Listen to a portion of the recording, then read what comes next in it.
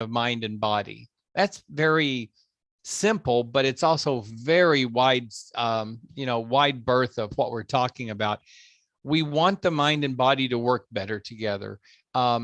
We as humans have a tendency to have our mind and body doing two different things. I mean, we've all experienced it when the mind is over here thinking about something and the body's over here doing something. That's how the milk gets in the cupboard and the dishes get in the refrigerator. I mean, I do it on occasion. It's like the mind and body, we're just so busy they're not together. Well, one of the objectives of Tai Chi is to stop that from happening, get us so focused on what's going on in our body that we're constantly in charge from moment to moment of what our body's doing. Our mind and body works together. It's an awareness thing. We bring it together using the tools of our breath and this gentle, balanced movement that we do. Another objective is to improve our balance. This is actually what brought me to Tai Chi because I suffer from peripheral neuropathy. I have nerve damage in the hands and in the feet. It's permanent. It's never going to get better, but it does affect the signals to my brain. So my balance is far from perfect. Tai Chi helps me control that so much better. It teaches me ways to deal with it by moving more slowly, being more aware of my body position in space. It also, just the gentle movement helps me build new pathways to my brain. So for improved balance, we use body awareness, we use gentle movement, and we use postural alignment.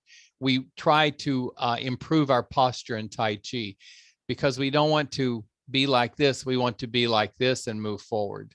Open up that chest to take in more air, take stress off the joints, and stand up straight. So I will be talking a lot about posture and body awareness in sessions. This also, by the way, helps prevent falls because when you are more aware of where your body is in space, more in the moment with your body, you're less likely to fall. One of the objectives is to decrease the effects of stress. When you're following the guidelines of Tai Chi, you are bringing more calm to your mind, and who doesn't need that? We also, using our method of Tai Chi with our slow movement and focus in the moment, we initiate something called the relaxation response. And I don't want to do a whole lecture on relaxation response, but you can just take my word for it that this is the antidote to the stress response. They balance each other out. But in modern culture, we get a lot more of the stress response and we don't get enough of the relaxation response. And then the body starts showing all kinds of medical issues due to stress. So in Tai Chi, we start initiating that relaxation response more and starting to balance it out. And when those are in balance, you don't suffer all those problems from stress. We want to slow down, allow ourselves to enjoy and experience and enjoy life more in the moment. There's that mindfulness aspect. And in general, we want to be healthier. I mean, most of us are, actually probably all of us are seniors. So we want to extend our life in a healthy way. And Tai Chi helps our body to work more efficiently and helps us be healthier. What we're practicing in beginners is called, I call it the sideball form sequence. It's from the Yang school. It's the first form we're studying is separate heaven and earth. Embrace the moon is the second, then part the wild horse's mane, brush knee, send chi, cut a path to clarity, cloud hands, and gather energy from the earth and sky. So what's that? 1, 2, 3, 4. We're studying 7 formal forms, and we're doing some exercises and opening and close around it. So the rules: do only what you're capable of doing. Follow the doctor's advice. Do only what you're comfortable of. Do only what you are comfortable doing. Follow your body's advice and your intellectual advice. Avoid practice if you're really hungry or if you just had a meal, because nobody really wants to move with food on their stomach or a grumbling stomach. Always listen to your body. Take rest periods whenever you need to, and stop if you ever feel pain. Pain is not gain. Stay in your comfort zone for the level of exertion you're comfortable with, the range of motion, and the length of practice. If you're not comfortable for 35 minutes, don't practice for 35 minutes. Class today will be about 35 minutes of movement. If that's too much for you, rest. Stop whenever you hit your limit. As you progress in your practice, start slowing down. Slow down and start making your movements more smooth. If you're new to us today, you're not going to be that smooth. Don't worry about it. It'll come over time with practice. Breathe, breathe, breathe. Just don't hold your breath. Breathe naturally, breathe easily.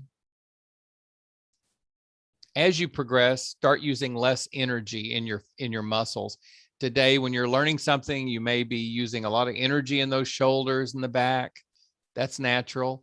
But as you learn the movements, as they become more ingrained in your brain, then start relaxing and enjoying the movement. Turn it into a moving meditation. In general, with Tai Chi, we want to let go of too much, let go of any stress you have in your body, let go of any excess tension. And I always point to the neck and shoulders because that's where I collect it. So constantly I need to try to tell myself, relax those shoulders. Maybe yours is somewhere else, but typically neck and shoulders are, pretty common. Maybe yours is in the stomach or the thighs. Wherever you collect stress, try to let it go during the class. If you feel tension in a muscle, like sometimes I get tension here or here, I have to remember to soften that muscle, let it go. So always try to let things go.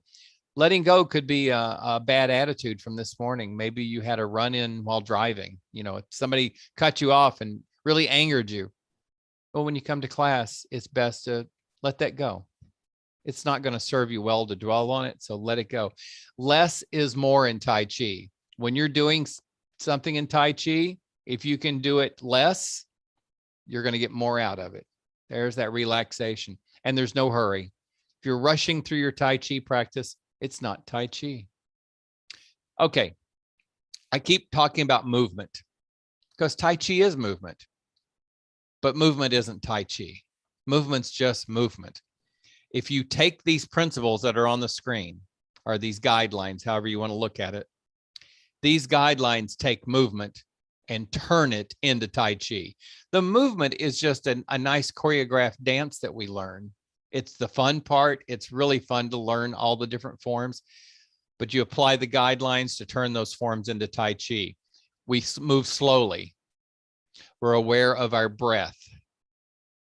We use good posture. We stand up tall, keep the shoulders and head as one unit. That's integrated movement. We practice active relaxation. We're actively moving, but we're relaxing into the movement. Weight separation. I'm going to talk about that when we get started in a minute, but basically it's knowing where your body weight is at all times. Is it in the center? Are you balanced well on both feet? Or is your weight over on one foot or on the other? Are you stepping forward?